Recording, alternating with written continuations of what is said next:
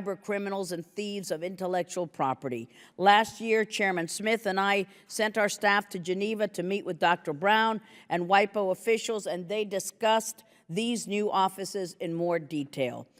Hosting WIPO offices in these countries poses an enormous security risk for the confidential and proprietary information included in patent applications, and further damages the credibility of WIPO, whose mission is supposed to be about protecting intellectual property, not destroying it. We learned from our witnesses about Guri's potential vote buying and nepotism, about his proposal for a WIPO satellite office in Iran, about his involvement in the theft of WIPO employees' personal items to extract their DNA, and about his retaliation against Mr. Pooley and Dr. Brown, as well as the eventual firing of Mr. Monsef Khatib, the former president of the WIPO Staff Council. But despite multiple letters that other members and I sent to Secretary Kerry expressing our dismay and concern about Guri's potential re-election as Director General, the State Department did nada, zilch, zippo, nothing to block it, and he was reelected to another 6-year term in 2014.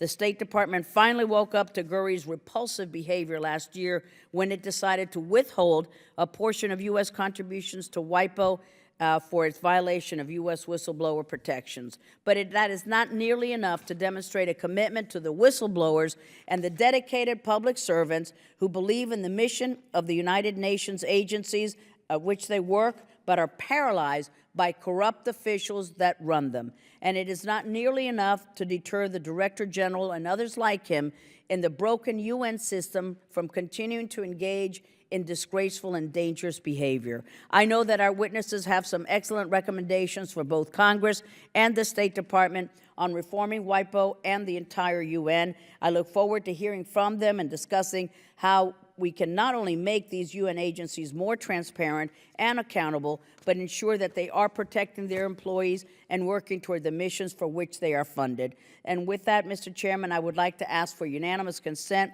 to insert into the record the letters that we have written from this committee sent on this important matter.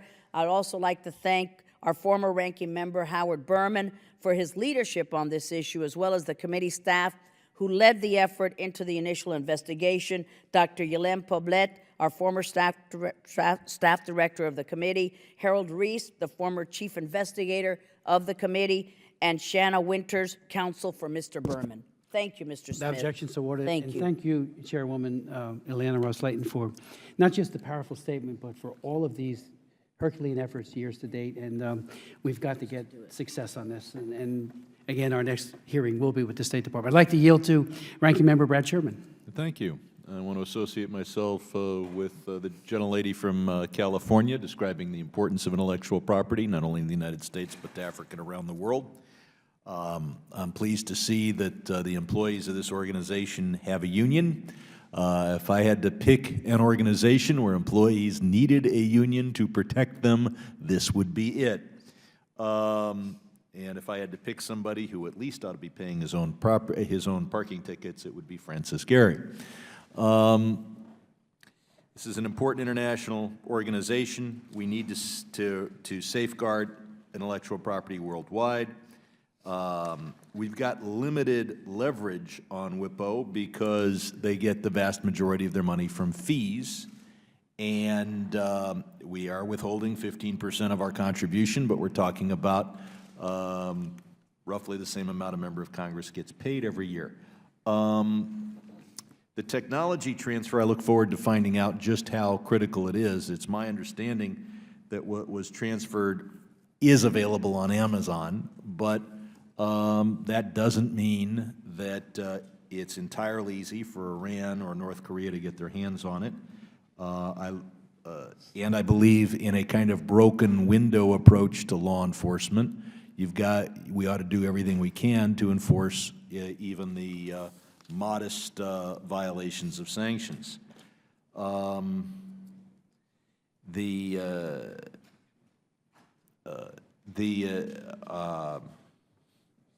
This is not a well-run agency. It is not a good governance system. I look forward to improving it.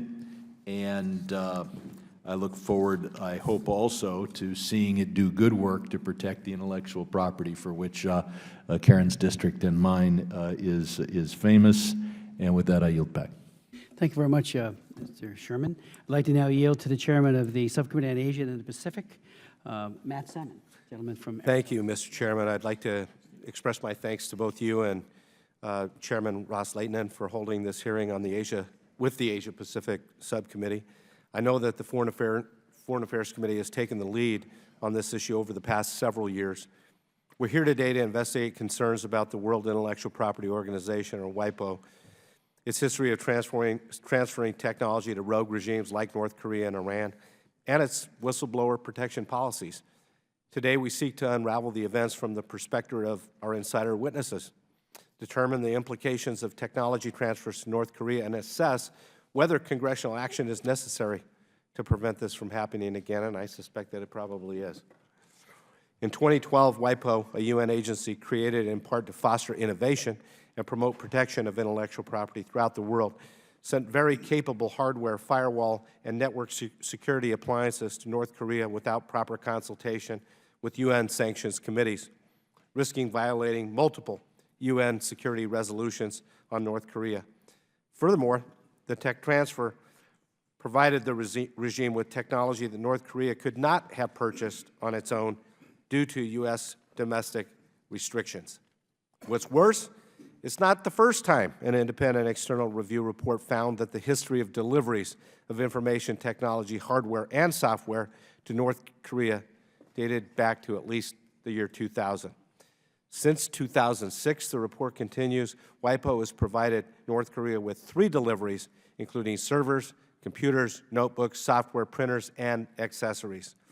The report also noted that prior to 2012, WIPO had no procedure in place to review whether technology transfers and shipments to countries like North Korea would potentially violate UN sanctions. That, to me, is unfathomable and unconscionable. WIPO may still have been inconsistent in requesting reviews of shipments to countries subject to UN sanctions. It should be a reasonable expectation that the UN body would follow UN Security Council resolutions. I don't think that's outlandish. WIPO's transfer of dual-use technology and software to North Korea should have undergone at least some level of scrutiny. The risks that North Korea could use these technologies to assist in its development of nuclear and missile capabilities is a risk we don't want to take. The regime has already conducted cyber attacks on foreign governments and organizations, and it's totally unacceptable that WIPO might be the organization that provided the computers from which they conducted these attacks. We must ensure that we prevent these mistakes from occurring again. Now, we brought some very brave individuals who are here today who have brought these issues to our attention. We may not have learned of these activities if it weren't for these brave people that are on our panel, and I commend them for their efforts and for your courage. I know it's not easy to stand up and do what you did. I'm proud to support whistleblowers and firmly believe in robust protections for all whistleblowers, as well as greater transparency in all government agencies. I think that's what the taxpayer and the people of the United States expect and deserve. I look forward to hearing from our witnesses with their firsthand knowledge on this issue, particularly as it relates to North Korea. I thank you, and I yield back. Thank you, Chairman Salmon. I'd like to now introduce our distinguished witnesses, beginning first with Mr. James Pooley, who recently completed a 5-year term as Deputy Director General of the World Intellectual Property Organization, where he was responsible for management of the international patent system. Before his service at WIPO, Mr. Pooley was a successful trial lawyer in Silicon Valley for over 35 years, representing clients in patent, trade secret, and technology litigation. He currently provides litigation and management advice in trade secret and patent matters and has taught at the University of California, Berkeley. Mr. Pooley is author or co-author of several major works in the intellectual property field. Without objection, his and the full resumes of each of our witnesses will be made a part of the record. We'll then hear from Dr. Miranda Brown, who is a former Australian government official who joined the Australian Department of Foreign Affairs and Trade and occupied a number of positions in the department before being appointed as a deputy permanent representative at the Australian mission to the UN in Geneva. As Australian deputy permanent rep in Geneva, she worked closely with Mr. Francis Gurry, the current Director General of WIPO. She worked in support of his election campaign in 2008. She later joined WIPO as the strategic advisor to the Director General of WIPO in July of 2011 and occupied this position until November of 2012. We'll then hear from Dr. Matthew Parish, who's here today because he serves as outside counsel to the WIPO Staff Council, an organization that represents WIPO employees. He is an international lawyer specializing in cross-border arbitration, litigation and enforcement, international trade, foreign investment, resource extraction and export, emerging markets, and public international law. Dr. Parish has represented clients across a wide variety of industries, including shipping, international trade, energy and infrastructure sectors, banking, insurance and financial services, governments, and international organizations. He is a fellow of the Chartered Institute of Arbitrators and accepts appointments to sit as an arbitrator across Europe. He's also founder and managing director of Gentium Law Group in Geneva. Mr. Pooley, the floor is yours. Thank you, Chairman Smith, and good afternoon to you, and good afternoon to Chairs Ros-Lehtinen and Salmon, and to ranking members Bass, Deutsch, and Sherman. I had the privilege of serving at the World Intellectual Property Organization and reported to Mr. Gurry from 2009 to 2014. Mr. Gurry is the most senior Australian national at the UN and has been at WIPO, working at WIPO for over 30 years. WIPO has a very serious governance problem. In effect, the organization is run by a single individual, and this is possible only with the tacit cooperation of the member states that are supposed to act as WIPO's board of directors. I will describe today just 3 examples of things that Mr. Gurry did while I was there. First, his gift of powerful computer equipment to North Korea. Second, his secret agreements with China and Russia to open offices. And third, his retaliation against whistleblowers. In March of 2012, I heard from my colleague here, Dr. Brown, that the Bank of America had intercepted an international payment intended by WIPO for the shipment of high-end U.S. origin computer equipment and an electronic firewall to North Korea. I was very disturbed by this, in part because as a lawyer, I knew that this was dual-use technology that could not go to North Korea without an export permit. But I was also alarmed by the firewall because there was no reason that we needed to give North Korea a firewall except for one, which was to keep North Korean citizens from using that equipment to get onto the internet. I went to Mr. Gurry and I asked him to reconsider. I explained to him that in the U.S., where you can go to prison for quite a number of years for doing what we had done here, that it would be seen as unacceptable for a UN agency to be doing the same thing. He told me that he didn't care what the U.S. thought because WIPO didn't have to obey U.S. laws. This committee then started an investigation, or attempted to. Mr. Gurry blocked the testimony by myself and Dr. Brown, and as a result, the hearing for July of 2012 was canceled.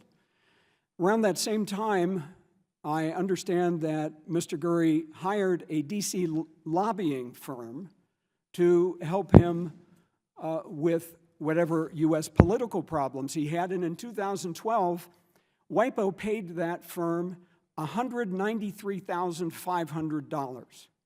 Now that money, and the money that went to pay for the equipment that went to North Korea, was substantially from U.S. inventors and their patent fees. Second example, In 2013, I learned that Mr. Gurry had entered into secret negotiations with China and with Russia for the opening of satellite WIPO offices. We on the senior management team learned about this only from articles in the China Daily News and the Voice of Russia.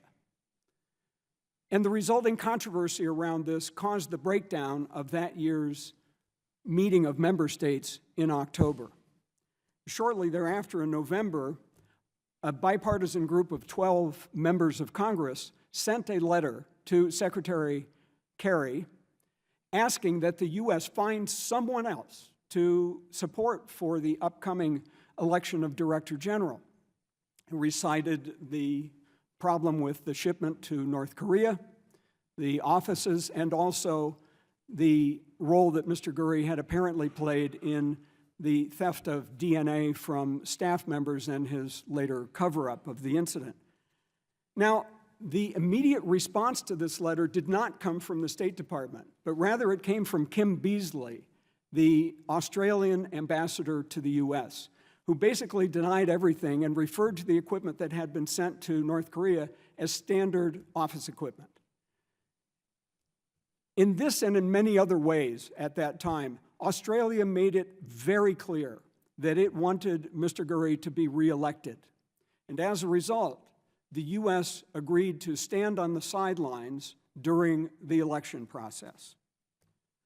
Third example, in early 2014, I learned that Mr. Gurry had interfered with an external effort to place a contract through a competitive bid on an IT matter by directing that the contract be awarded directly to a company in Australia run by a friend of his. When I learned this, I reported that and the DNA theft to the chair of the WIPO General Assemblies. The retaliation against me was both swift and hard. Mr. Gurry had the chief legal officer of WIPO threaten me and a U.S. journalist who had written an article about my complaint, who was told that he faced criminal prosecution in Switzerland if he did not immediately take down the article and issue a personal apology to Mr. Gurry. There was condemnation from the international intellectual property community about this, but the State Department made no public statement. And 3 weeks later, the member states of WIPO gathered and elected by consensus Mr. Gurry to another 6-year term. The retaliation continued, and so as required, I reported it to WIPO's chief ethics officer, Avard Bishop, who told me, unsurprisingly, that there was nothing that could be done about it. Indeed, Mr. Bishop had come to me in confidence not long before to describe to me how he believed his entire job was hopeless under the circumstances. And I'm sad to report that 3 months later, he committed suicide. Mr. Gurry's replacement as chief ethics officer dithered with my complaint for retaliation for 6 months, eventually deciding that WIPO could do nothing with my complaint because by that time my term was over and I was no longer a WIPO employee. And he specifically refused to allow external arbitration of the sort that is required by the Budget Act, this Congress. In the meantime, the investigation into my original allegations was started, but it was halted in the fall of 2014 by Mr. Gurry. Now, the U.S. objected strongly to that, and eventually, last May, the investigation was restarted by an internal organ of the UN, and my understanding is that that investigation has been completed. But try as hard as I have not been able to find out exactly who has the report and what it says.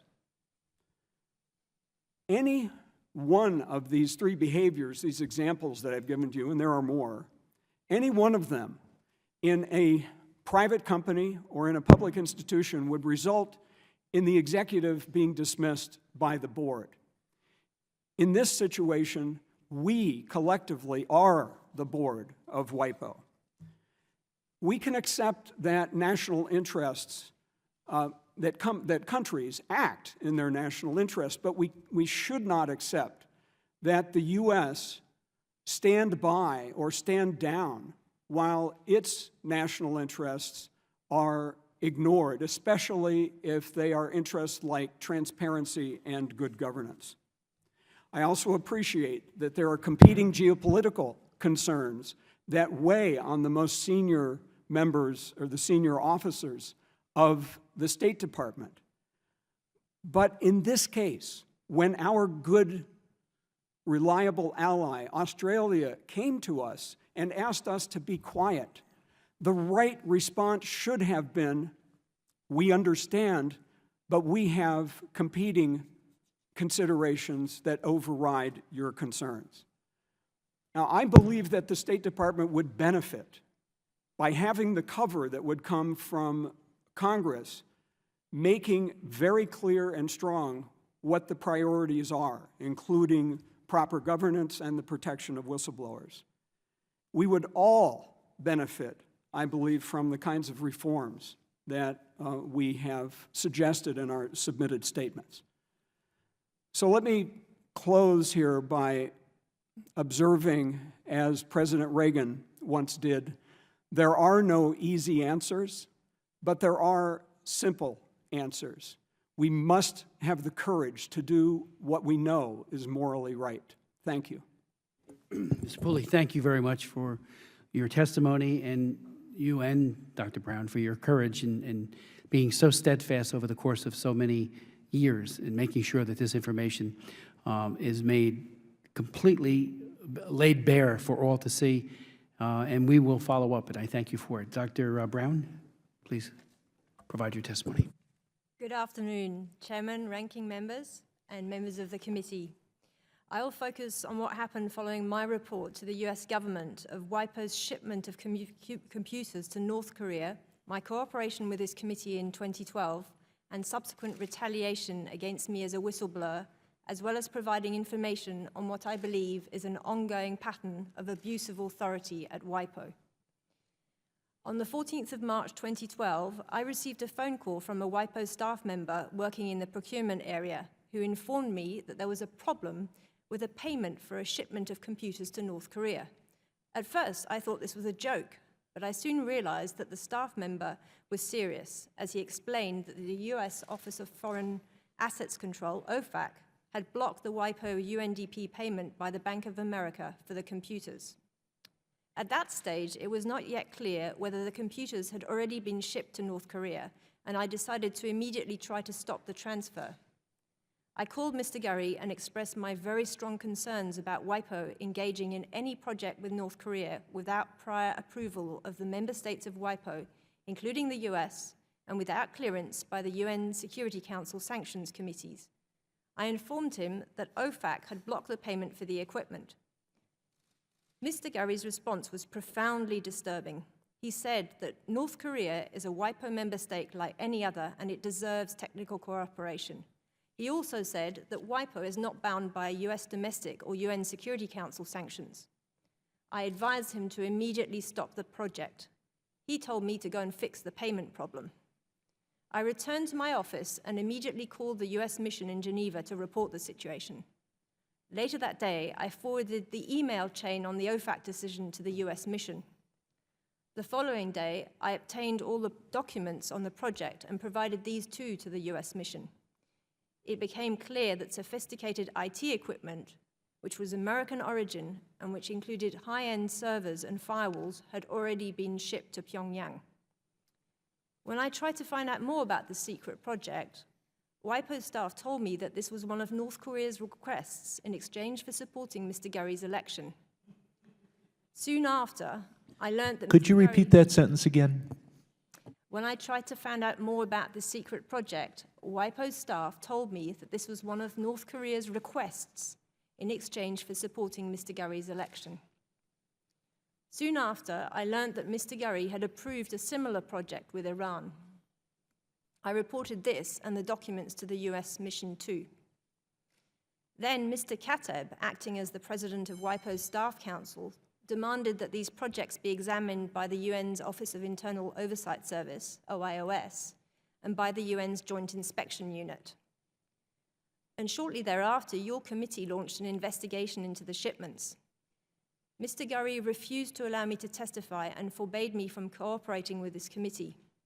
Despite this, I provided this committee with all relevant documents relating to the project and responded to requests from staffers for further materials and information. At the time I reported the shipments, WIPO had no whistleblower policy in place. I had to use my own judgment. Had the member states been consulted on the North Korea project and approved it? No. Did the US know about it? No. Did the US have a right to know that American IT equipment had been shipped to North Korea in likely violation of US sanctions and national law? Yes. Was this matter urgent? Yes. Did I stop to think about whether WIPO had a whistleblower policy in place and whether I should be protected? I would be protected. No. Retaliation was the last thing on my mind at that point. I felt confident that the US government would use its considerable influence to fully protect me for reporting secret shipments of American IT equipment to North Korea. But sadly, the retaliation was severe. Mr. Gurry accused me of disloyalty and of leaking documents to the US mission and to the media. He told an ambassador from a Western state that he would be offering me a plea bargain, whereby I would be exonerated from any investigation into the so-called leaks, in exchange for the names of those WIPO staff with whom I had shared the North Korea and Iran project documents. The names apparently included Mr. Pooley, Mr. Kateb, the president of the WIPO Staff Council, and others whom he apparently wanted to purge from the organization. If I signed the plea bargain, I would not be suspended or placed under investigation for the leaks. Of course, I could not sign any plea bargain and expose my colleagues to certain disciplinary sanctions. So I went on extended medical leave for stress. When I returned to work, Mr. Gurry immediately resumed the retaliation against me. And in an apparent test of my loyalty to him, he ordered that I work on another secret project, this one to establish WIPO external satellite offices, including in Beijing and Moscow. He expressly forbade me from talking with any member state and insisted on total secrecy. I again informed the US and other member states. When I protested about the secrecy of this project, Mr. Gurry told me that he would not be renewing my contract, which was not due to expire for 7 months, on the basis that I was disloyal and too close to the member states, and in particular the US, and because I had cooperated with his committee. Given this, I had no option but to leave WIPO. I resigned under duress and took a lower-level position in another organization. International organizations must balance the need for confidentiality with transparency. There is no freedom of information access, and member states must rely on the integrity and good faith of the UN agency head, in the case of WIPO, the Director General, to run the organization in an open and transparent manner, with the member states being consulted on all aspects of the organization's work. Mr. Gurry's leadership of WIPO is sadly characterized by secrecy and also an extraordinary vindictiveness towards whistleblowers. He apparently sees the organization and its resources as his personal fiefdom, and he expects staff to demonstrate their absolute loyalty towards him and not the organization and its mandate. The adoption of the WIPO whistleblower policy in November 2012 was a positive development. However, its implementation has failed under Mr. Gurry's regime. More generally, UN whistleblower protections fail where the allegations of wrongdoing involve the UN agency head, because all of the internal accountability mechanisms report directly to the UN agency head. Prior to leaving WIPO in November 2012, I blew the whistle on what I strongly suspected was improper and possibly criminal behavior on Mr. Gurry's part. Documents, including a hospital report, indicated that Mr. Gurry was involved in a theft of personal effects from WIPO staff and secret extraction of their DNA. I requested an independent investigation into Mr. Gurry's role. But this was denied. In February 2013, I filed a complaint with the UN International Labour Organization Dispute Tribunal, this is the staff tribunal, requesting that the tribunal overturn the decision not to allow an investigation. 3 years have passed, and the tribunal has yet to consider my request for an external investigation. These allegations have now been examined by the UN's Office of Internal Oversight Services, and I was told that the investigation report has been finalized and the report transmitted to the chair of the WIPO General Assemblies, Ambassador Gabriel Duque of Colombia. It's clear, based on the investigation process, that the report contains adverse findings against Mr. Gurry. But Mr. Kateb, who was fired by Mr. Gurry for his whistleblower activities, and I remain without a job. We are both unemployed. In October 2015, we sent a joint letter to Ambassador Duque requesting our urgent reinstatement at WIPO. There's been no response to date. Both of us stood up for the interests of WIPO, the US, and international community.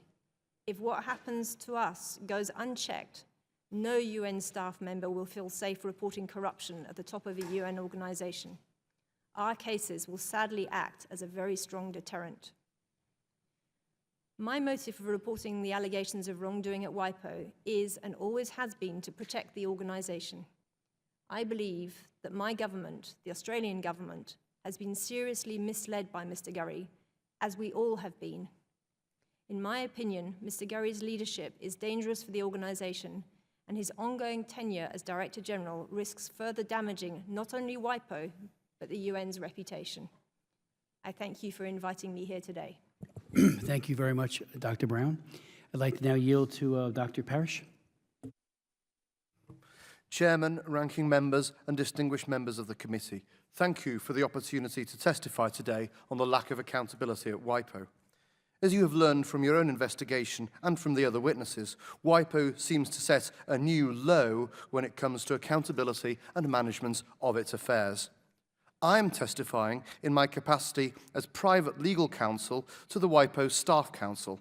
The Staff Council is the sole union available to employees of the organisation.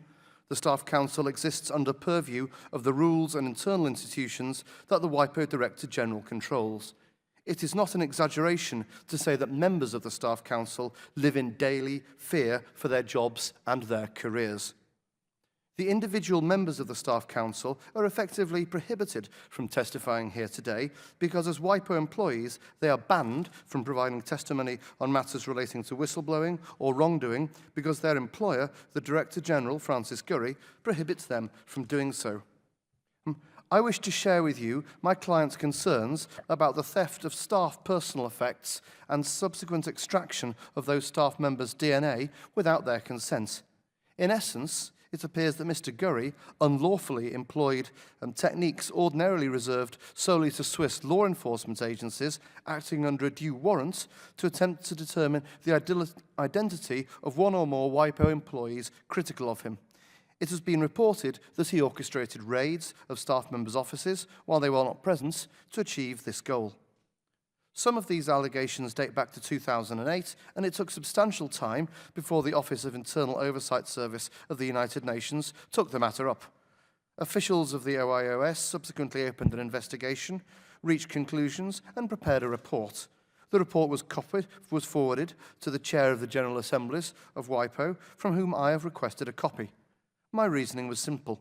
If the report exonerated Mr. Gurry, it is fair and proper to Mr. Gurry that it be circulated and released so that his reputation might be cleared. But if the report criticises Mr. Gurry, then it should be released forthwith, subject to any redaction appropriate to protect the identities of vulnerable witnesses. It should, first and foremost, be released to the member states whose role is to oversee the proper functioning of WIPO and of Mr. Gurry. Only they can decide to censure Mr. Gurry, dismiss him from office, or waive his legal immunity from prosecution. They cannot perform their oversight mandate without receipt of a full copy of the report, as WIPO is required to do. But the report should also be released to the Staff Council so that the more than 1,000 WIPO staff are informed of the investigation's outcome.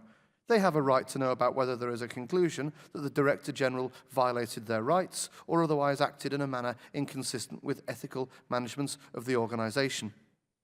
There is another issue I wish to share with the committee today. The former chair of the WIPO Staff Council, Mr. Monsef Kateb, was renowned as a severe critic of Director General Gurry over several years. Unfortunately, he cannot be here today, but I would like to say a few things about how he was dismissed.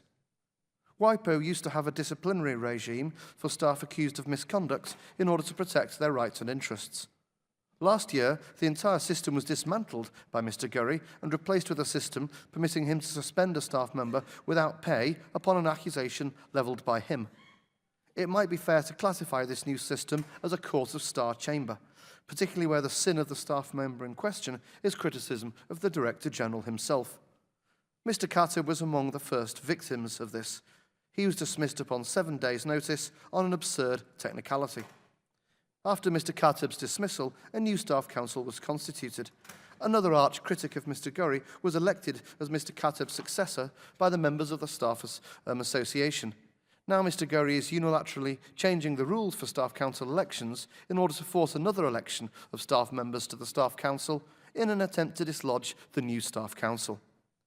In view of the considerable power that the Director General has over WIPO staff in terms of their job security, I had to decide not to share drafts of my written testimony with the WIPO Staff Council so that Mr. Gurry can't consider them to have taken any individual actions that would lead him to terminate them summarily from their jobs with WIPO, as he did to Mr. Katib, or to threaten them in other ways. That is the state of employment with WIPO today. The old adage that sunlight is the best disinfectant is appropriate for the issues surrounding WIPO. The Congress is, in my view, well positioned to help generate the release of the OIS report and to provide greater transparency and accountability into the operation of WIPO. Thank you very much for listening to me today. Thank you very much, Dr. Parish. Let me just begin the questioning. First, to take your last point first about trying to, Congress generating some pressure to release it.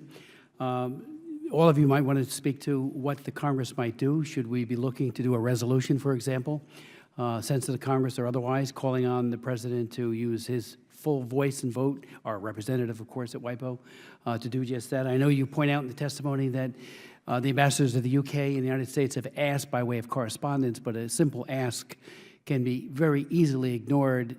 This ought to be a demand that is backed up by punch and by a great deal of pressure just to get that report out. So that would be number one. Secondly, why hasn't the Obama administration been more aggressive in trying to, North Korea, you talk about rogue states, there are a few nations on earth that is as threatening than Pyongyang to the world, not just to South Korea, but to the world. So why haven't they been more aggressive? You might want to further detail what it is that was sent. You meant servers and the like. What really did make its way to North Korea?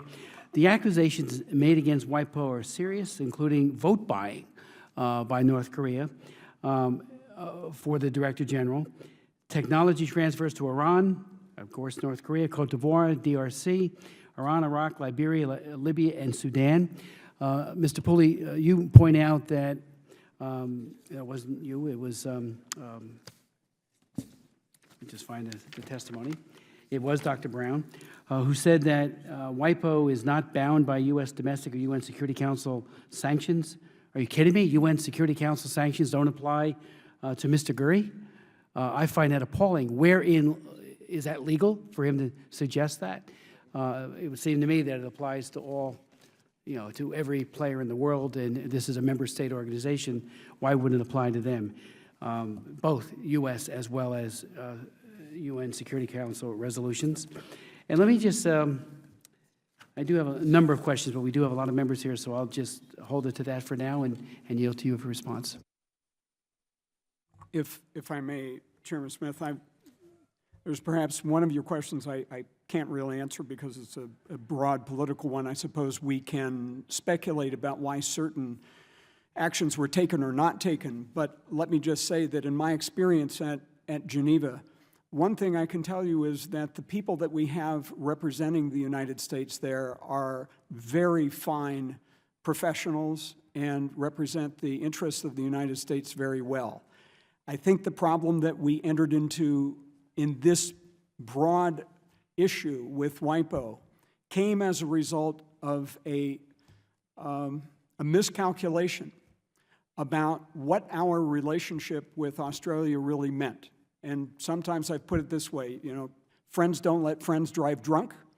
You're supposed to talking to a good friend, tell them the bad news along with the good news. And so I can only, I'm not privy to the inside conversations that they may have had, and there may have been other issues. I don't know, but it sure felt like that to me. Let me just say, I do believe that some sort of resolution by Congress would be extremely helpful. Having spent 5 years in Geneva talking with many diplomats from many other countries, what I heard over and over again was, what is the United States going to do? What does the U.S. think about this? And for a lot of probably good reasons in certain circumstances, our diplomatic representatives there are, well, they're very diplomatic. And now and then, if we think something is very, very important, I think the representatives of the American people here in Congress can have a voice heard across the Atlantic in ways that may be more difficult. And that's an example of the kind of cover that Congress can give the State Department on matters of really great importance. So, I can also, I think it would be helpful perhaps if I responded on what the equipment was here, because again, coming from Silicon Valley, if anyone had come to me as a lawyer and said, you know, I can buy these things. They were a Hewlett-Packard ProLiant DL360 G7 server, which WIPO paid $7,845 for. This is not something you get at Office Depot, right? A Hewlett-Packard Color LaserJet massive printer of almost $14,000. A 24 terabyte disk array. And remember, this is 4 years ago. Technology has come pretty far since then. Back then, a 24 terabyte disk array was a massive storage device. And then, of course, there was the SonicWall firewall, which came in at almost $5,000. That was the equipment. And yes, I suppose it could have been purchased in the US, but you can't buy it to send it to North Korea. And if you did, you'd go to prison for a long time. Before the other two witnesses answered, if you could also answer the question, the lobbyist firm that was hired, who is it, with whom did they meet? Was the pressure primarily on the White House, the Congress? They certainly didn't visit me, as far as I know. If I did, I would have showed them the door. Would have asked questions, but shown them the door, given what has to be a feeble response. And, you know, the Australians are very close friends and allies. I am bewildered. I am shocked by this. Been shocked for many months and even years now. You know, if you have a bad apple, you expunge the bad apple. I mean, this is hurting their reputation. And again, they are good, close friends. And just for the record, too, I just point out to my colleagues, as they know, we did invite Francis Gurry to come and testify. It would be a briefing rather than a hearing pursuant to House rules. If he couldn't make it, we asked that John Sandage come. We will repeat that over and over. We want to hear from them and ask them honest questions and tough questions. So that will remain, you know, our door. All three of us want them to come, our three subcommittees. But this lobby firm, where do they put the pressure? Well, Chairman Smith, I hope that if they come, you do ask them about that, because quite honestly, we don't know and we can't find out. We didn't know, the U.S. didn't know about WIPO spending this money on a lobbyist firm here in D.C. Until it was discovered by virtue of the lobbyist disclosure regulations that apply here, and doing searches over and over again for something about WIPO, we finally found something, and there it was, $193,000 paid to a company called Manchester just in 2012. Now, what actually happened as a result of that, we have no way of knowing. When Mr. Gurry sends somebody on an overseas trip, they are, of course, bound to absolute confidentiality, and I'm probably one of the last people they would report on something like that. So I would love to find out the answer to that question. And just to that final question, Dr. Brown, about the Security Council sanctions not applicable to WIPO, how could that be? Thank you. I think the point there is that in a subsequent conversation with Mr. Gurry, what he said was that WIPO was not a member state. Therefore, it wasn't bound by UN Security Council sanctions or resolutions. I mean, I'm not a legal expert on this, but I have to say that the intent of those resolutions is surely meant to be binding on everybody, including the UN organizations. And one point perhaps I could elaborate on is at the time that these projects were taking place, the UN had gone through some considerable soul-searching about relating to its engagement with North Korea, and in fact, there'd been an inquiry, the Nemeth report had been issued, and from then on, it was determined that any engagement from the UN specialized agencies, there would be a board, essentially, that was established to review projects, and the UNDP would administer these projects. And at that time, the only projects that were really taking place, the only UN projects taking place in North Korea, were very basic technical cooperation projects which related to seed production, food production, and any equipment being taken in by the UN was being closely monitored and had to come out at the end of the project. So this particular WIPO project was also, in a way, in violation of the UN's own structure that had been established for North Korea. Yes. Sir, on the issue of sanctions, United Nations sanctions, the entire analysis we've heard that came from Mr. Gurry is obviously specious and fictitious as a matter of law. It's completely absurd.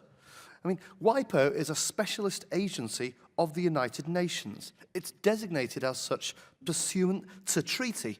The idea that an agency of the United Nations can lawfully act as an agent for the evasion of UN sanctions endorsed by the Security Council. It's completely absurd. It's ridiculous. Nobody could defend that for even 30 seconds. It's crazy.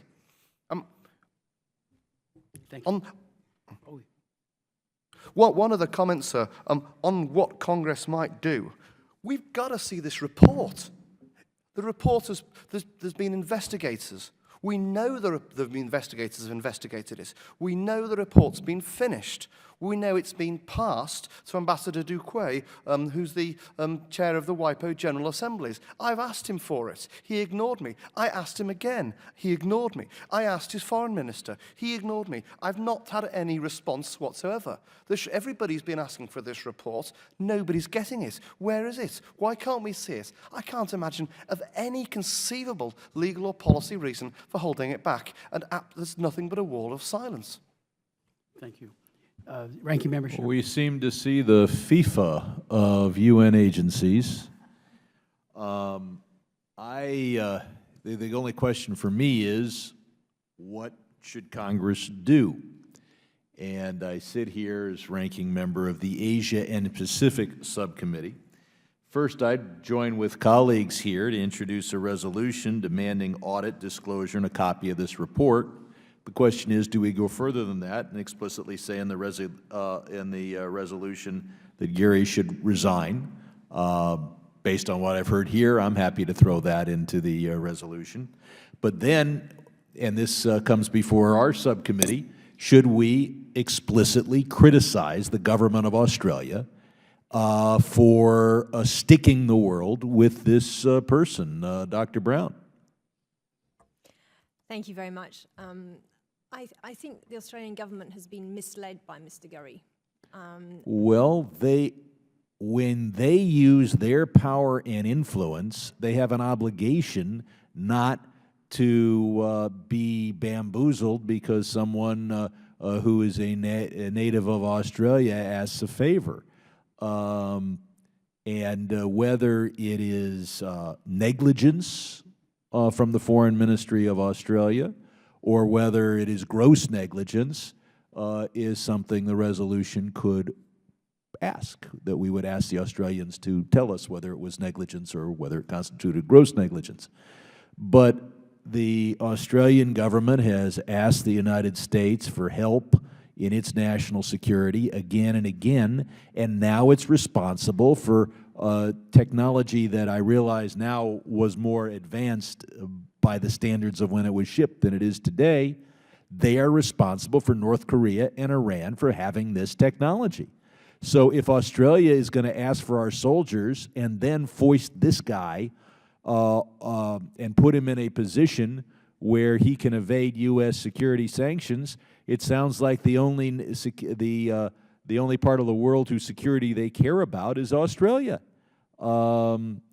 Yet they ask us to care about the security of the world.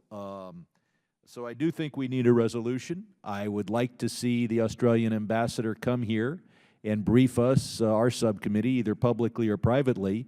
Should we simply discount as ill-considered everything we hear from the Australian Foreign Ministry? Because obviously they didn't spend any time determining whether they should fight for Mr. Gary. Mr. Pooley. The one thing I want to point out, I had a similar reaction from Mr. Gary that Dr. Brown has reported when all of this happened. Later, there was a study done by UN lawyers who determined that when you parse the Security Council sanctions very carefully, the kind of equipment here was not radiation hardened or otherwise of the sort that would necessarily apply. There are lawyers, I think, who might disagree, but that was the finding. So I think in fairness, what we need to focus on. What Mr. Gary did is contrary to the national security interests of the United States, and he obviously did not care whether he was violating UN security. Now, even if as a technical matter he can come back after the fact and point to some loophole, this is a man who's asserted that he will boldly violate UN Security Council resolutions designed to protect the national security of the United States and the world. And he puts forward the idea that UN Security Council resolutions do not apply if you have an entity created by two countries, therefore it's not a country. If that were the case, anyone, say Paraguay wanted to ship something to North Korea, all they have to do is form the Paraguay Cayman Islands Joint Committee, and apparently every UN Security Council resolution can be evaded by any country completely legally, so long as the Cayman Islands will participate, or any one of the other tiny countries in the world. So the Australian ambassador wants us to take them seriously. They want us to listen to them on the theory that they care about world security and that their comments are not rubbish.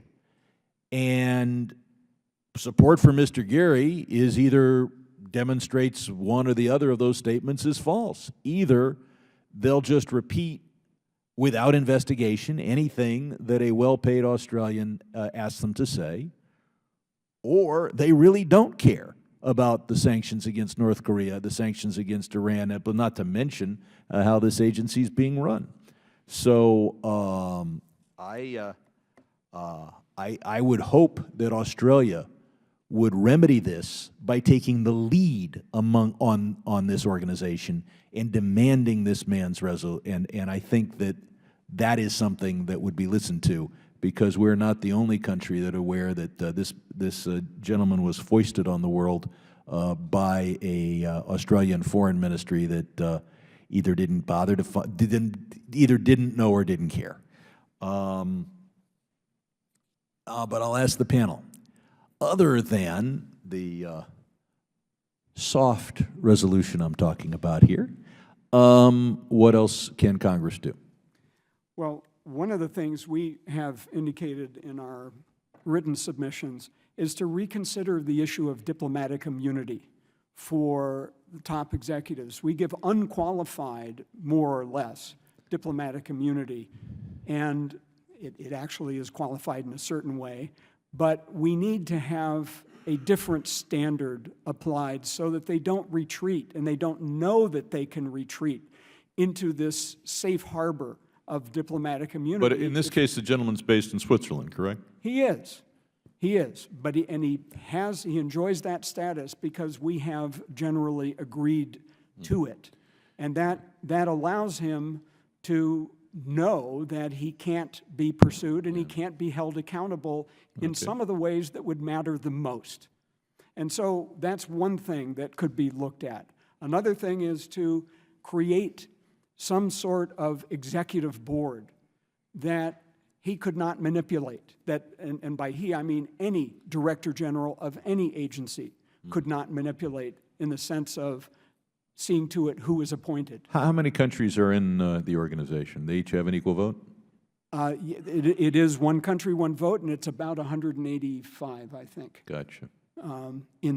It's in that range. So that would be very helpful. That's how FIFA was run, by a director who then bought off the smallest and most needy countries. Well, as a personal note, Congressman, I have to say that when I saw the first long article about the FIFA problems, it almost threw me back, how you could substitute names, and it represents... Does anybody else have a program for Congress? No, I would agree with what Mr. Pooley and Dr. Parish have said. I mean, I think the Congress could play a very significant role here. Your voice is what matters. I would say that we shouldn't criticize Australia in the resolution so long as, prior to the introduction of the resolution, Australia calls for the resignation of Mr. Gary. Dr. Parish, anything else Congress can do? The only point I'd make, sir, is that Mr. Gurry is completely immune from any Swiss criminal or civil jurisdiction. If the evidence you've heard today is correct, then it does appear as though he's committed some very serious criminal offences. They're criminal offences in Switzerland, just like they're criminal offences in the United States. But there's nothing anybody can do about it, because whereas he can waive anybody's immunity, who worked for him, his immunity is completely unwaivable unless you get a majority of these member states to waive it. And it's an absolutely impossible bar to achieve. I yield back. I did, Mr. Chairman? Yeah, go ahead. If I might make one more suggestion, and that is, and you may have noticed that external arbitration was refused to me. We may benefit greatly from Congress taking steps to enforce that idea that across the UN, the only way that you can get justice for whistleblowers who have come forward and presented something important and who have suffered retaliation as a result, the only entity that can make a judgment about whether or not that has happened and what to do about it is an entity other than the UN itself or its agencies. So external independent arbitration would be very helpful. Chairwoman Ileana Ros-Lehtinen. Thank you so much, Chairman Smith.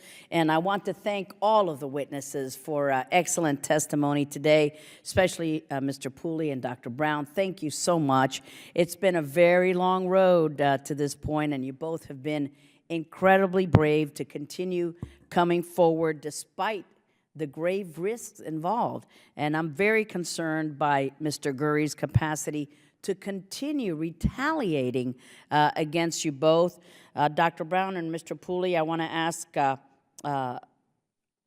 ask you, has the State Department been asked to watch Mr. Gurry closely?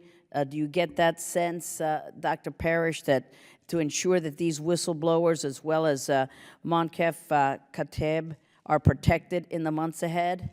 Do you get the sense that Mr. Gurry feels any pressure whatsoever? Yes, thank you, Congresswoman Ros-Lehtinen. I have probably been more closely in touch with State Department personnel than others here, and I can say certainly the ones that I have been dealing with are all very concerned and watching very closely. There's no doubt that they receive all of this information. They're concerned about it. At a personal level, they have made expressions of concern to me. And so they certainly are aware. Does Mr. Gurry, do you think he feels any pressure? I have no idea. And his behavior at WIPO, by any standard, would be judged to have been absolutely despicable. And I'm shocked that he remains in office. Are you shocked as well, or do you know that agency so well that it's hard to shock you? Well, maybe that is true by now. As I said to someone today, nothing would surprise me anymore. I would prefer not to take a position on that. I have from the beginning said that my involvement in all of this has one goal and one goal only, and that is to get information to the member states, so the member states, on an informed basis, can decide what to do. Mr. Gurry has, on various other occasions, tried to make this a personal issue. I don't want to go there, and so I hope you will forgive me if I Absolutely, I understand.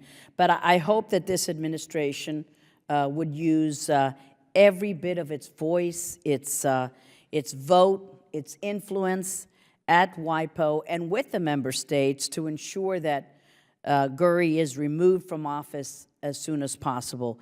This administration must also ensure that whistleblowers are reinstated at WIPO immediately. So I'll ask you both about whistleblowers. Dr. Brown, how will the failure to protect whistleblowers like you impact the entire UN system, and why are whistleblowers at one UN agency subject to retaliation, if so, at another? And then I'll ask Mr. Pooley, continuing on whistleblowers, if you could please comment on the impact on whistleblowers like yourself and Dr. Brown, both in a personal and in a professional capacity. How has it impacted you? Dr. Brown. Thank you. Well, I think just looking at the UN more generally, there's the UN Secretariat, which has a UN policy on whistleblowers, and then WIPO, which has a separate one. And each of the different bodies have different tribunals where the staff go to take a complaint, for example. And the problem really faced by whistleblowers is that in the case of WIPO, it will take 3 years before the tribunal will consider your case. So you would find yourself unemployed potentially or without a job for 3 years waiting for this tribunal to decide on whether you would be reinstated or not. This is why I took the decision I jumped before I was pushed. And then in terms of the vulnerability of whistleblowers, I think generally when it comes to reporting wrongdoing or allegations of wrongdoing by a UN agency head, we have to remember that the senior echelons of the UN, the staff move around. This is a political situation, political body, and they're political appointees, and therefore one staff member who is retaliated against in one organization may well face retaliation if they move to another organization. There's no protection for that across the system.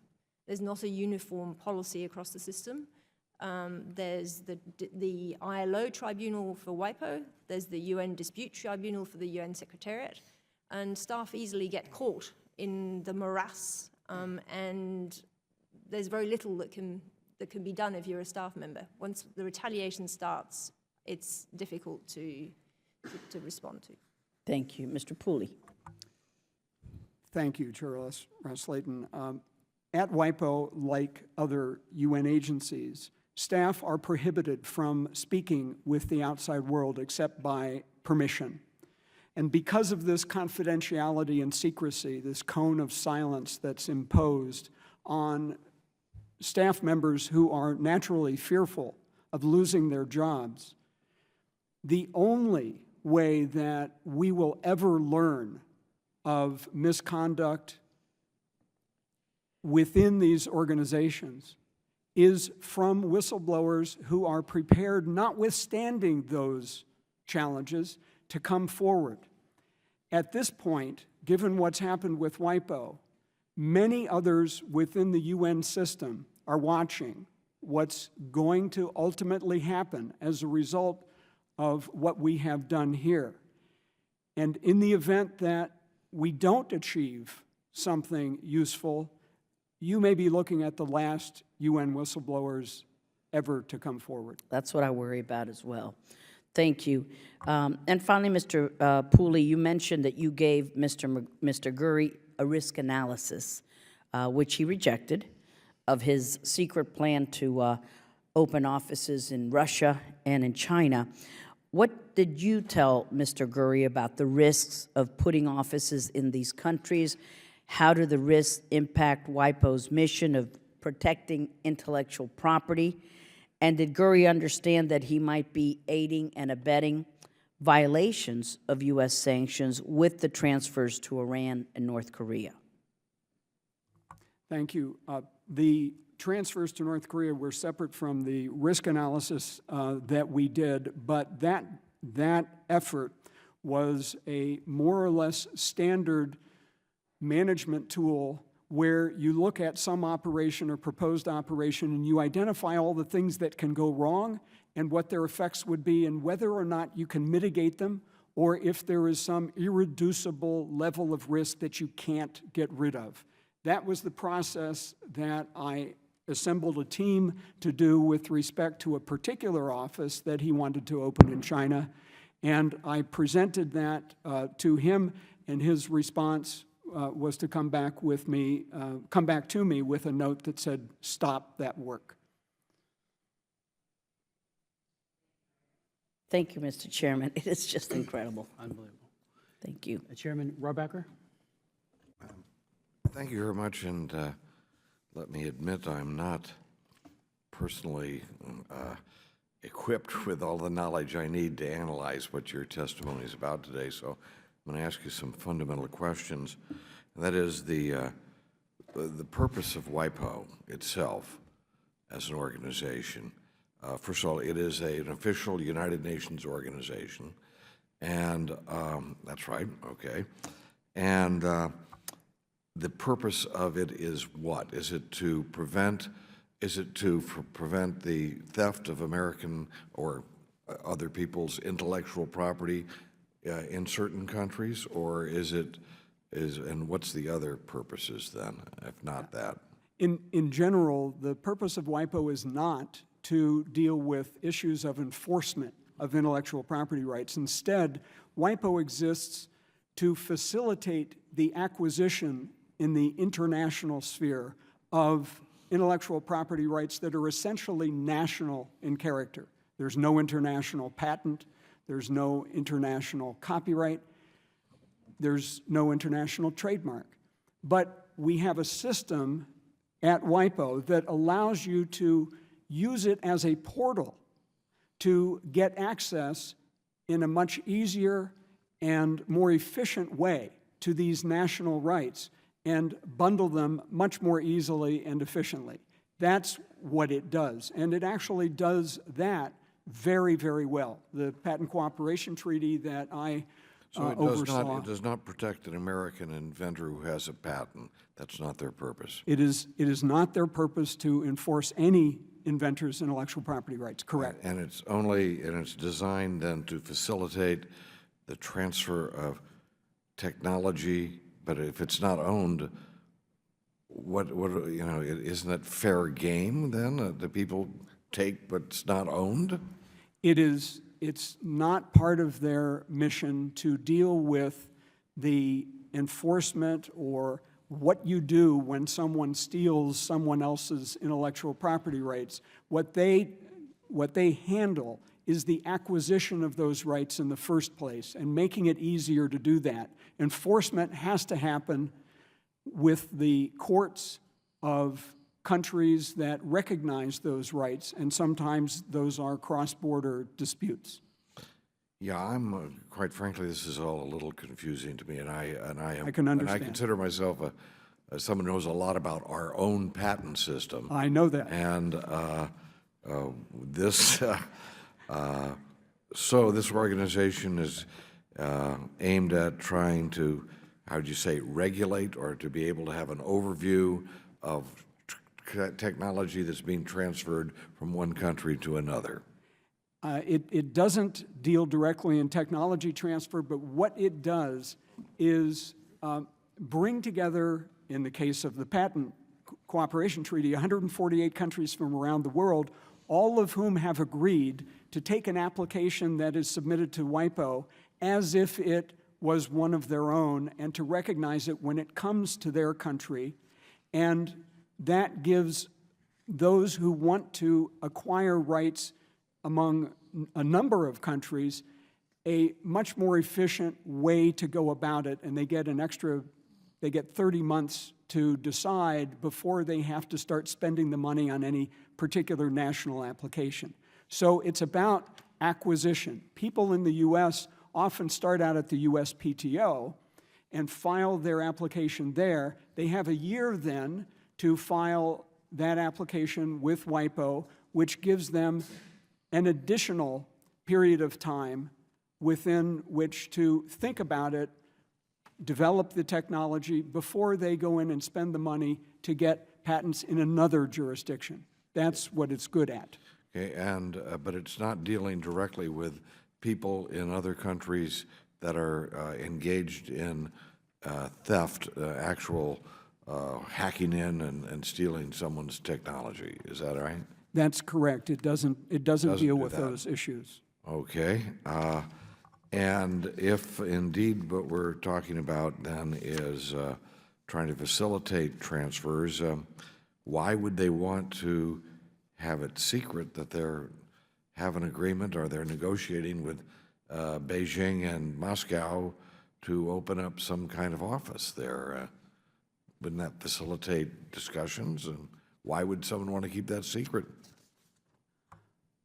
All I can tell you is what Mr. Gurry told me, which is that if people knew that he was doing this, the floodgates would open and he wouldn't be able to get it done.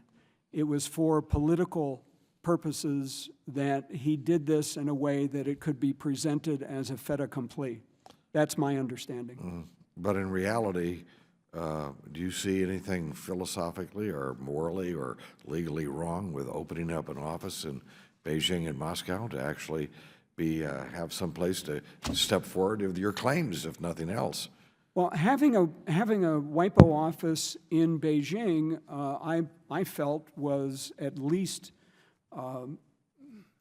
nominally justifiable, because at the time China was the fastest growing customer of the international patent system and other systems. And it would make sense, it seemed to me, to have a customer service office there.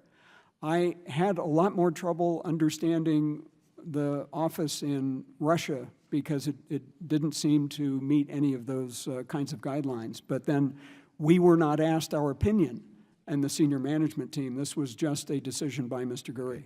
What was, and we're talking about now, there's a transfer of some kind of equipment and technology that was part of this thing to Korea, to North Korea. What was that equipment that we're talking about? That equipment consisted of at least, among other things, a high-end server, a very, very fancy printer, a 24 terabyte disk array, a memory device that is, and an electronic firewall, the only purpose of which was to keep North Korean citizens from using this equipment to access the internet.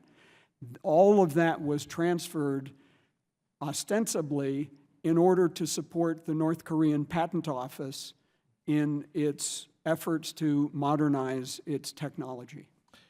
And, okay, so we know that, I guess what we're saying then, if a country is known to be a thief and no one knowingly been involved, or at least maybe not directly, but they're letting this happen, like North Korea, they steal intellectual property, or is it the fact that they have proceeded with a nuclear weapons program? What is the reason for singling out North Korea and Iran, for example?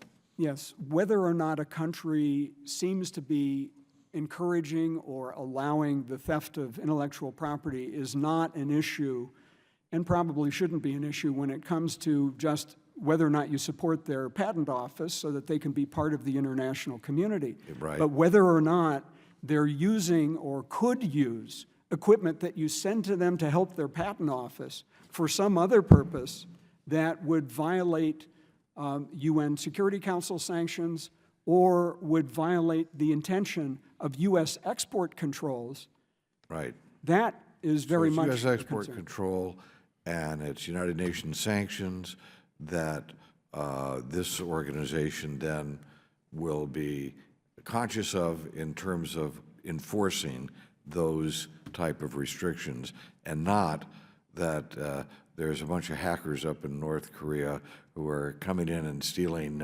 Boeing's secrets on, or patents on how to build a wing for an airplane. Right, that is not part of their mission to deal with that. All right, well, thank you for your testimony today. I am still not fully satisfied that I understand the whole process, but I'm glad you brought this to our attention. And I'm also glad that you have stepped forward to try to have a public discussion on something that you felt was wrong, and you were willing to courageously step forward, even though you could pay a personal price for it. And we want to thank you for that, because we will, we're so busy here. You got Chris over here, who's the champion of human rights all over the world and every country, and we're so busy at times that we certainly need people like yourselves to draw our attention to these things, so that we can have a proper judgment of it and see if some legislation will help. So thanks for guiding us in that today. Thank you. Thank you. Thank you very much. Let me just ask some concluding questions, and pardon me, and then we'll conclude the hearing. I remember, because I've been in Congress now for 36 years, when U.S. Attorney General Richard Thornburgh did extensive research and made landmark recommendations for UN reform, and that was back in 1993, 23 years ago. One of his biggest concerns, and I remember when he sat right where you sit, and called for the establishment of inspectors general, that there was no accountability. Waste, fraud, and abuse was habitual in the UN. It was degrading its image as well as the mission. And he was very, very eloquent, and he was one of our best attorney generals ever, Dick Thornburgh.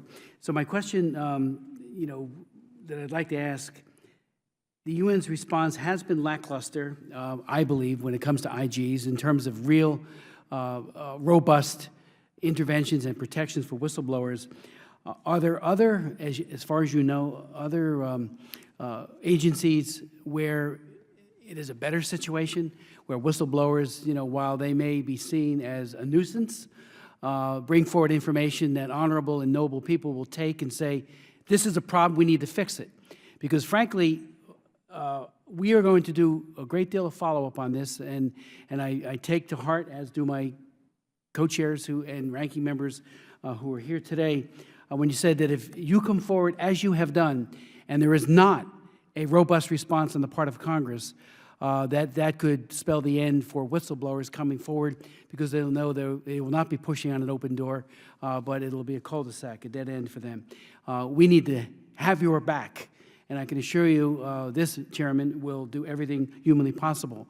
Because I remember Dick Thornburgh, he said, if we don't fix this, the UN is in serious trouble going forward.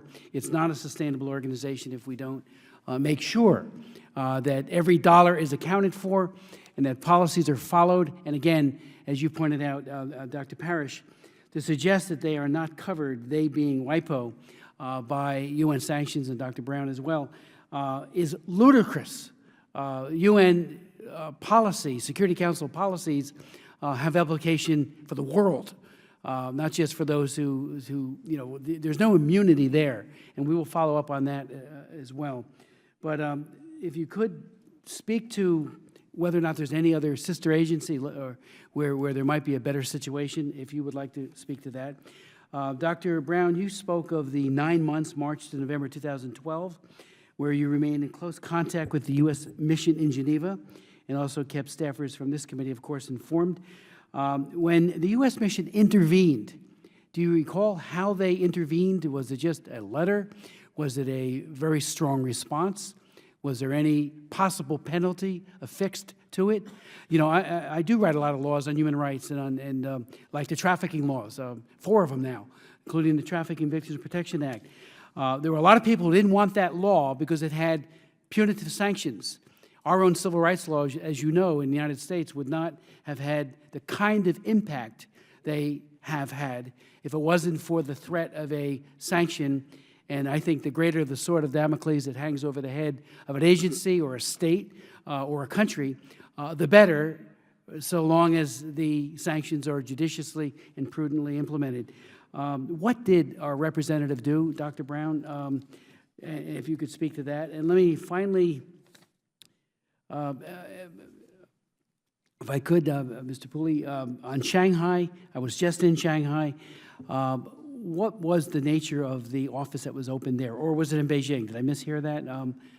The office ultimately that was opened was in Beijing. Oh, was ultimately? Okay. Yes. If you could, Dr. Brown and Dr. Parish. Thank you. Well, in responding, I can only really comment on what I know and what I was told, which is essentially that the US mission made multiple representations to Mr. Gurry and demanded that he fully protect whistleblowers.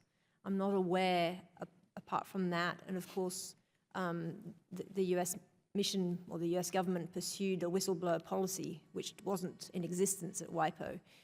But I'm not aware, I can't really comment on any other initiatives. I'm not aware of them.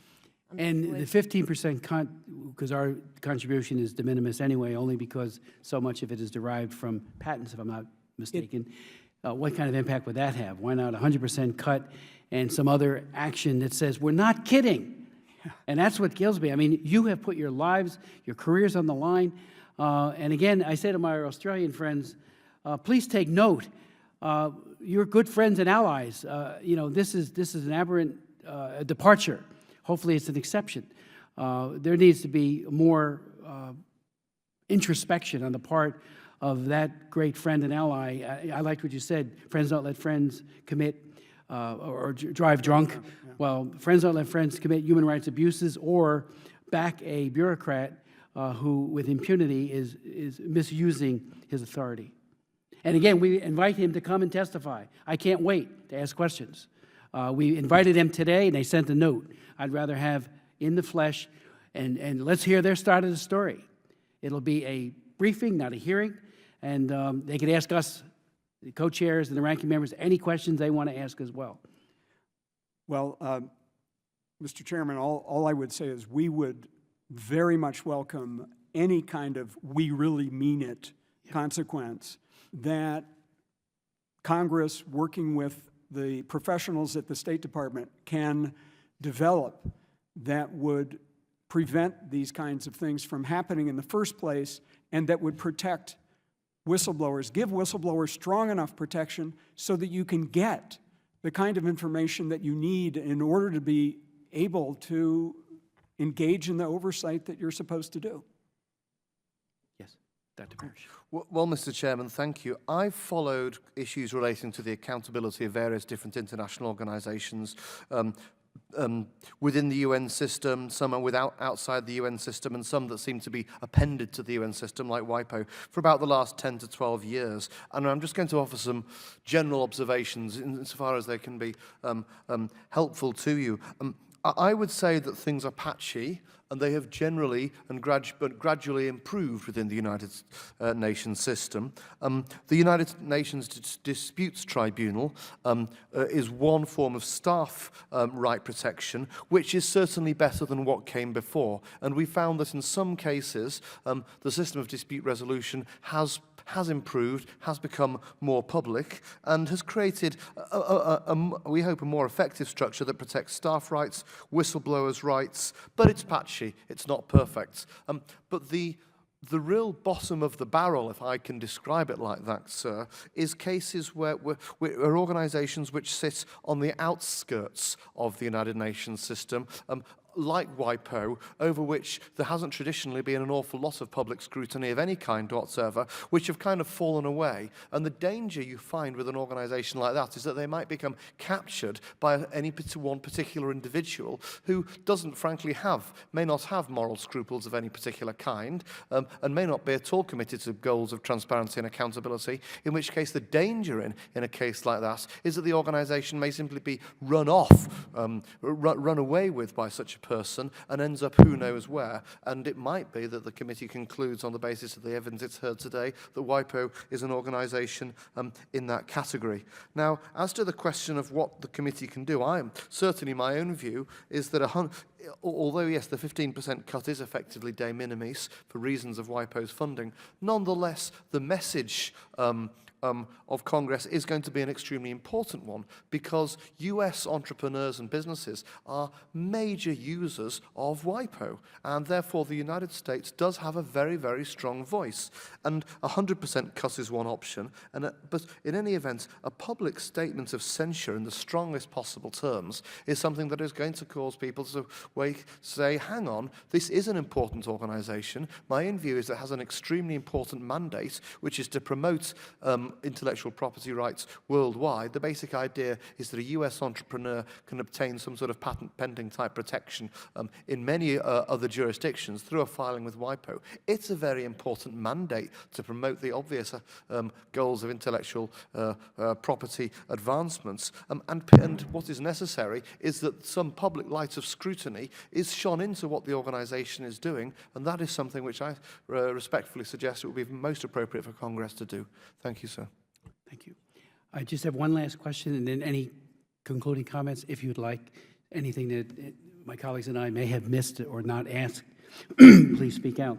Dr. Brown, you mentioned that if Mr. Curry decided not to renew my contract, it would take over 3 years of litigation in the International Labor Organization's Administrative Tribunal before I'd even get or even be granted a hearing, as WIPO, like most international organizations, is immune from national laws. During that period, I would not have a salary, you said, and would most likely not have been allowed by the Swiss government to remain in Geneva, where my children are schooled. Let me ask you, even with the hearing, how much longer would it have taken for them to adjudicate the case and render an opinion?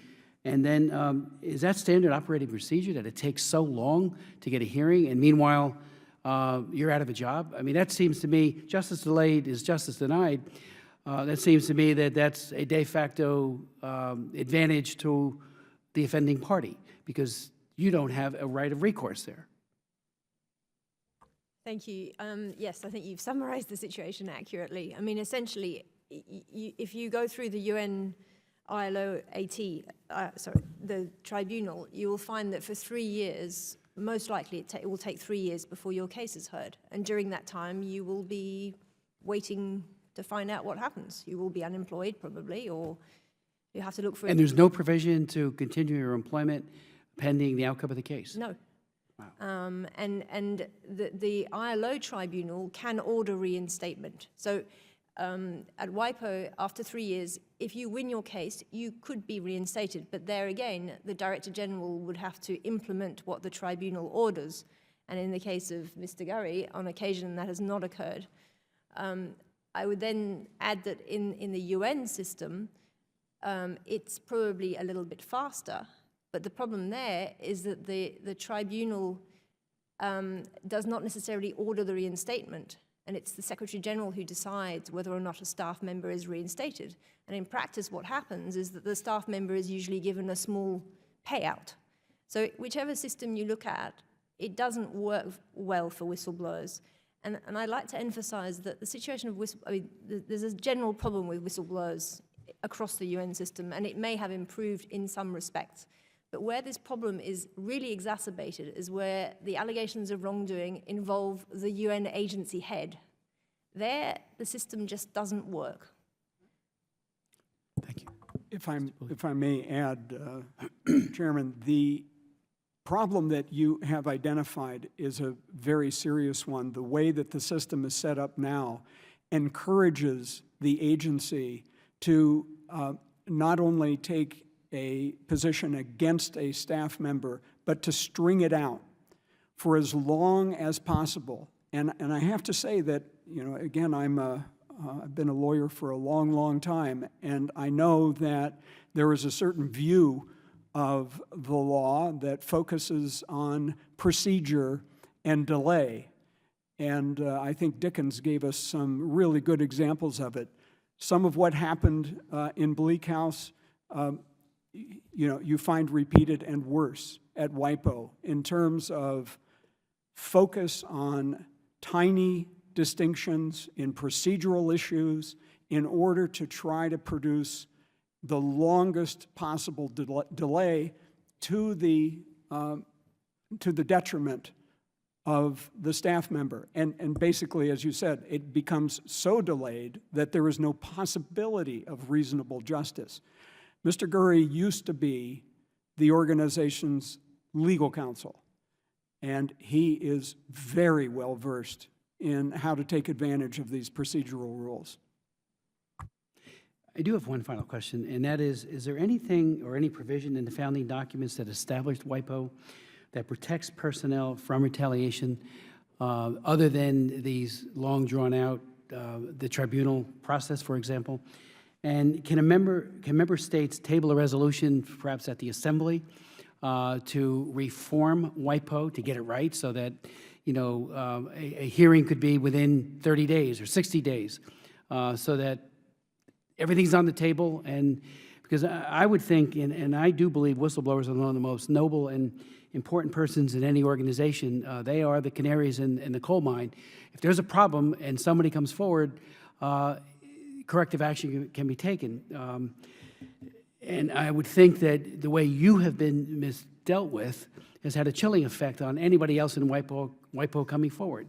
They say, except for the grace of God, there goes I, jobless because of your courage. So, but is there anything that can be done? Is there anything in the founding documents? And again, can a member state like America, the United States, table a resolution that would reform this flawed system? Thank you, Mr. Chairman. Indeed, if I would leave you with one final thought, it is that WIPO belongs to the U.S. and the other member states. It is up to them, if they don't like what they see in how it's being governed, to change it. And one of the most impactful ways to change that and resolve some of the concerns that we have seen here would be to ensure that staff members have a legitimate, easy-to-use, and fair way to get their problems and issues resolved. And for whistleblowers, as I've said earlier, that really needs to include external, independent arbitration. Thank you. Thank you. Dr. Brown or Dr. Parish, any final comments? I would agree with what Mr. Pooley said. I mean, external arbitration is really vital. And at the moment, it's denied to UN staff across the system. Well, one final remark from me, Mr. Chairman. The problem in WIPO, specific to WIPO, is that there are internal rules and procedures, but they all start and finish at the end of the day with the Director General. So if you've got a complaint against the Director General, there is absolutely nothing you can do, because he can and he will be able to block you at absolutely every touch and turn. And that may well be, sir, why we are here giving evidence before you today. Thank you so very much. I can assure you we'll follow up. You've provided enormous insight and wisdom to the committees, and we need to come up with an action plan. The hearing is adjourned.